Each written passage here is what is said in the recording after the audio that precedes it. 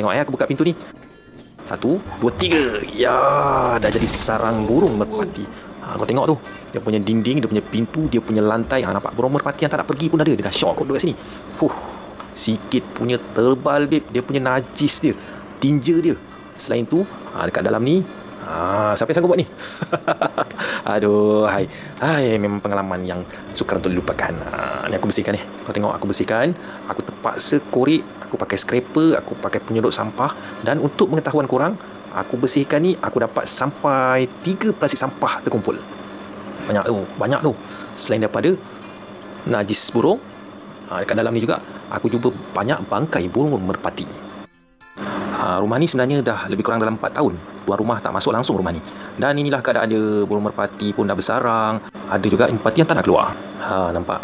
Kat dalam ni memang banyak bangkai burung merpati yang dah mati. Setelah aku buang semua, ini aku basah-basah sikit lah dekat bilik air tu. Ini tangki. Tangki memang penuh dengan bahan-bahan terbuang daripada burung ni. Beli water jet ni. Aku beli jenama Bosch dengan harga 355. Dan aku beli jenama Bosch ni, kau tahu je lah, ketahanan untuk jenama ni memang kita boleh percayai.